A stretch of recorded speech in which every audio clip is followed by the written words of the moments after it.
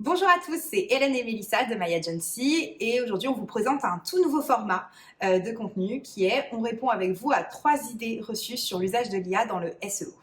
Ouais, parce que c'est vrai on en a au quotidien en fait des idées reçues à travers tout simplement nos échanges avec les clients. Il y a beaucoup de questionnements, beaucoup de doutes sur l'IA et nous en fait on est amené à y répondre quotidiennement. Voilà, donc on voulait partager avec vous un petit peu notre avis qui n'engage que nous. Voilà, la sphère du SEO est très grande. Tous les experts finalement partagent un avis différent. Donc voilà, nous ce qu'on va vous exposer c'est notre réflexion, c'est tiré de notre expérience et des cas clients quoi qu'on a eu tout simplement. Ça te va si on commence? Ouais. Allez. Donc là on est sur 3 principales idées reçues tirées de ChatGPT. La première, le contenu généré par IA est automatiquement pénalisé par Google. Qu'est-ce que t'en penses? J'en pense que non, ce n'est pas vrai, évidemment.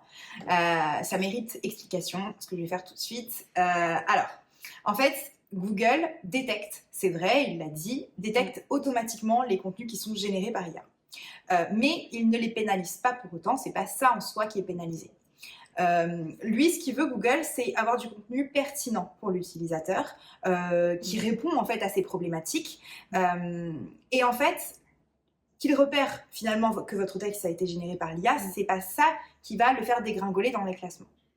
Par contre, si vous générez un contenu uniquement à l'IA, sans derrière repasser, c'est là que ça va être problématique, mais pour une autre raison, c'est-à-dire que ça ne va pas être assez intéressant, ça va juste en fait ressortir ce que le LLM finalement, donc le moteur de recherche IA, a vu sur le web, et du coup ça va pas du tout être pertinent, ça va juste être un article parmi d'autres qui n'apporte rien de nouveau.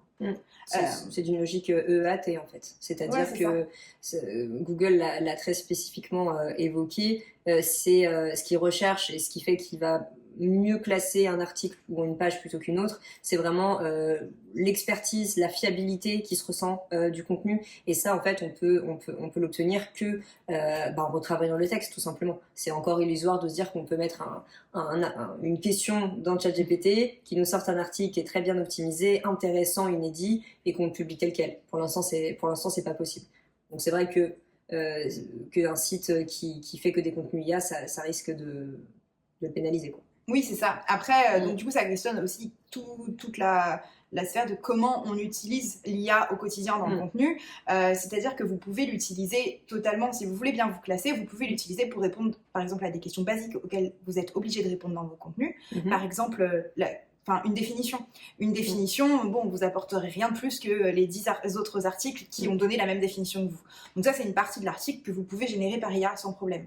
Par contre, il y a d'autres questions auxquelles vous devez répondre qui là appellent plus à votre vécu, à votre expertise. Et ça, l'expertise, c'est hyper important. Nous, par exemple, avec nos clients, c'est nous qui gérons la rédaction. Mais par contre, on leur demande beaucoup d'expertise. Qu'est-ce qu'ils pensent de telle question, voilà, pour qu'on puisse les positionner et qu'on puisse aussi positionner leur discours de marque. Donc, en fait, ça, il y a des parties que vous pouvez totalement générer par l'IA, c'est pas grave. Tant que vous apportez ce petit truc en plus qu'il faut toujours apporter. Qui est primordial en fait. En fait, c'est ce petit truc en plus qui va totalement faire la différence. Et ça, c'est aussi vrai aux yeux de l'utilisateur, hein, tout simplement.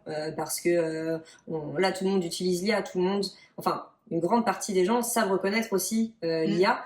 Et en fait, il n'y a rien de moins intéressant que d'aller sur un site et de voir qu'en fait ça a été généré de A à Z et que derrière la personne, le rédacteur, n'a pas pris le temps de dialoguer avec nous quoi, pour répondre à la requête. Donc voilà, donc c'est plus une logique globale effectivement quoi. Voilà, donc vous ne serez pas, pour résumer un petit peu et répondre, vous ne serez pas pénalisé parce que vous utilisez l'IA. Par contre, si vous faites des contenus générés à l'IA sans aucun apport, vraiment tout nul quoi. Oui, tout à fait, sans aucune valeur ajoutée. Et bah, du coup, oui, vous ne vous classerez jamais, c'est vrai. On passe à la deuxième question. Allez, je vais te poser. Alors, vaste question. L'IA va remplacer complètement les référenceurs et les rédacteurs. Oui Non. Non. Fort heureusement, la réponse est non. La réponse, elle est quand même plus nuancée, comme pas mal de choses en fait dans le SEO. C'est bien évidemment qu'on peut se dire, bah attends, ChatGPT peut nous pondre 3 pages de texte. En plus, il est de plus en plus pertinent, etc. Voilà, je vais le faire moi-même et je vais pas faire appel à un rédacteur. Le piège dans ça, c'est qu'en fait, ChatGPT ou toute autre IA qu'on utilise finalement, elle hallucine beaucoup.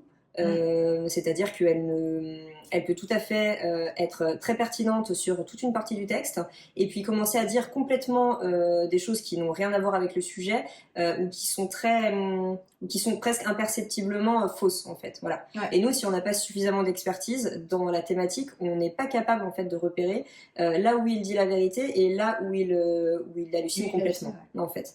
Donc le travail du rédacteur, c'est ça, c'est justement d'aller se renseigner, d'aller creuser, d'aller chercher l'expertise et de la retraduire dans un texte. Voilà, chose que l'IA, en tant que telle, si on prend vraiment le contenu bête et méchant généré comme ça, il ne peut pas encore faire. Il n'y a encore pas, je pense, vraiment l'expertise ultime, quoi. Voilà. Et côté référenceur, en fait, c'est pareil. L'IA doit, je pense, rester un assistant. C'est-à-dire aider à la constitution d'arborescence, aider à trouver des mots-clés, amorcer une petite stratégie, voilà, plutôt à réfléchir en fait autour de notre sujet.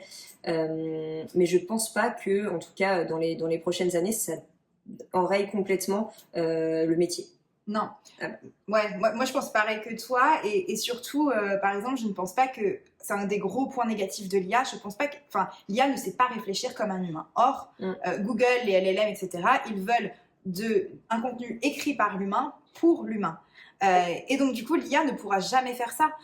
Vous, ce qui va vous sembler logique, par exemple, ce qui va vous sembler hyper intéressant, hyper pertinent, l'IA, elle en sait rien, elle réfléchit pas de cette manière-là. Donc tant qu'elle aura pas cette logique, et je pense qu'on en est encore assez loin. Après, bon, voilà, on n'est pas expert en IA non plus, donc voilà.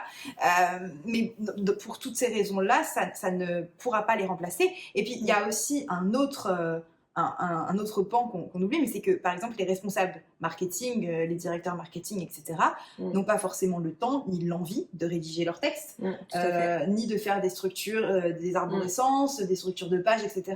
Chacun son métier. Et alors, ce qui est sûr, c'est que la manière de rédiger, la manière de faire du SEO, mais comme beaucoup de métiers, finalement, vont totalement changer. En bien comme en mal, hein, parce que l'IA, elle nous permet aussi d'aller beaucoup plus vite. Et ça, c'est intéressant. D'adopter des démarches créatives aussi un petit peu différentes, quoi. Oui, voilà. C'est ça. Ouais, voilà, on se lève le matin, on n'est peut-être pas très motivé à rédiger un texte, et puis en fait, on se rend compte que voilà, elle m'a donné un angle auquel je n'avais pas pensé, et puis après, à nous de développer l'angle, quoi. Oui, c'est ça. Puis ça te fait penser à d'autres choses, à tel exemple, à telle chose, etc. Donc, l'IA moi, je sais que ça m'a beaucoup aidé. Par exemple. Oui, c'est vrai. Tu vois, ça me donne beaucoup d'idées, ça me donne... voilà. Donc, l'IA, elle va changer ces matières-là, mais elle va pas changer du tout elle va pas éradiquer le métier, quoi. Non, elle va pas l'éradiquer, elle va le changer, le modifier, évidemment. Mais aussi bien en bien que en mal. Alors, bien sûr, il y a peut-être des aspects que nous, on voit pas forcément, tout dépend du vécu de chacun. Mais en tout cas, moi, je pense que c'est plutôt positif parce que ça nous permet aussi d'aller plus vite. Donc, du coup, de pouvoir en faire profiter le client en faisant des prix un peu plus attractifs aussi. Finalement, tout le monde y gagne. Mais tout le monde y gagne si c'est bien réalisé et si on sait manier l'IA, en fait, c'est ça. Et c'est vrai que je rebondis sur ce que tu disais sur les clients en fait qui n'ont pas le temps en fait d'internaliser ça et en fait nous à l'époque dans les dernières années sur de la rédaction, beaucoup de clients se disaient non, on va le faire en interne, voilà, on va le donner à Michel parce que Michel il sait rédiger, il aime bien ça. Bon, en pratique, Michel, c'est pas son métier en fait, et il a pas le temps. Et la réalité de l'entreprise fait que on n'y arrive jamais. Et c'est pas parce que on utilise l'IA qu'effectivement que le temps disparaît. En fait, la ressource temps, elle est toujours importante, et faut bien quelqu'un derrière, quoi. Ouais, c'est ça. Ça me fait penser à un sujet qu'on abordera, mais tu sais, c'est nos clients, certains qui nous disent c'est écrit avec l'IA, donc forcément c'est nul. Oui, voilà. C'est vrai qu'il y a beaucoup de biais, sur l'IA. C'est-à-dire qu'on va lire un texte en sachant que c'est de l'IA, et du coup, on va se dire forcément c'est pas à la hauteur. Alors qu'on te donne le même texte en disant c'est une super journaliste, elle a 15 ans d'expérience, elle a rédigé ce texte. Oui. sensiblement, tu auras un point de vue un tout petit peu différent quand même. Alors qu'au final, le contenu IA, alors après, c'est assez clivant ce qu'on va dire, mais finalement, le contenu IA, si tu l'utilises, comme je disais, juste pour ta base, par exemple, avoir la définition, enfin les trucs de basiques qui demandent, qui demandent pas forcément d'expertise, mais que justement, le temps que tu alloues d'habitude à rédiger ces choses-là, là, tu l'alloues, nous, c'est ce qu'on fait pour nos clients, à vraiment faire du contenu unique, de l'expertise, etc. Et bah, là, ça a toute la valeur ajoutée en fait. Donc, faut pas diaboliser l'IA dans le SEO du tout. Faut pas dire, c'est généré par l'IA, c'est pas bien. Non, c'est pas vrai. Et enfin, pour revenir au point, ça ne va pas remplacer. Ça ne va pas remplacer. On s'emporte un peu. En tout cas, voilà, peut-être que d'ici 10 ou 15 ans, en fait, on ne peut pas prévoir qu'on n'est pas spécialiste de l'IA en tant que tel, et on n'est pas médium non plus. Donc, c'est vrai que qui sait dans l'avenir comment ça va évoluer tout ça, mais pour l'instant, en tout cas, il faut s'en saisir pour avancer. Voilà. On passe à la troisième question. Alors, troisième question, qu'est-ce qu'il nous dit ? Il suffit d'utiliser des LLM pour créer du contenu et être bien référencé. Ça rejoint finalement un petit peu ce qu'on disait tout à l'heure. Enfin, tout à l'heure, tout de suite d'ailleurs. Alors, les LLM, oui, parce que les LLM, c'est vrai que on pose une question, on donne un mot-clé, on a le contenu. Oui. Mais comme on vient de vous l'expliquer, il suffit pas, enfin, ça revient au même, il suffit pas de générer ce contenu-là par IA pour qu'il soit bien référencé. Maintenant, vous pouvez lui donner quand même beaucoup d'indications. Oui. Après, il y a aussi le fait que dans l'esprit, on se dit, attends, l'IA va me permettre d'avancer, de gagner énormément de temps. Donc, en fait, je peux générer 20 textes par jour. Et du coup, si je publie 20 textes par jour, forcément, mon trafic va croître. C'est une logique de quantité. Voilà. C'est en partie vrai, mais en fait, ça peut aussi être considéré comme spammy de l'autre côté. Et puis, dans tous les cas, on n'apportera pas de valeur. Donc, en fait, plus on produit de l'IA comme ça, plus on va avoir de trafic, c'est pas vrai. Voilà. Donc, donc, selon moi, il faut juste, en fait, adopter une logique naturelle. On écrit sur le web pour les utilisateurs, pour les gens qui vont venir nous lire. Voilà. En respectant les règles les règles de référencement quand même, parce que sinon on ne sera pas référencé. Tout à fait. Les mots qu'il y a à mettre dedans et tout ça. Tout à fait, voilà. Mais tout ça doit avoir une logique naturelle, une logique d'apport de valeur. Et en fait, si on prend le temps juste de réfléchir à l'apport qu'on peut donner à l'internaute, qu'on utilise ensuite l'IA ou pas, c'est kiff-kiff en fait. Voilà, il faut juste avoir la bonne stratégie. Oui, ça a toujours été vrai, ça sera toujours, je pense. Tout à fait. Non, mais totalement ça. Ouais. Bon, écoutez, c'est bon, on a répondu aux 3 questions. Alors, il y en a énormément. Il y en a, franchement, on a un peu balayé le truc. On ne lui a demandé que 20, mais c'est vrai qu'il y en a énormément. Donc, si ça vous plaît, n'hésitez pas à nous le dire en commentaire. Ouais. On en refera d'autres. On en refera d'autres, tout à fait. Mais en tout cas, c'est sympa. N'hésitez pas à nous le dire, à aussi peut-être vous dire ce que vous pensez de l'IA dans le SEO. Est-ce que vous avez des préjugés, ou même des questions que vous voulez qu'on aborde la prochaine fois. Ça pourrait être intéressant. Donc voilà, on espère que ça vous a plu et puis à bientôt. À bientôt.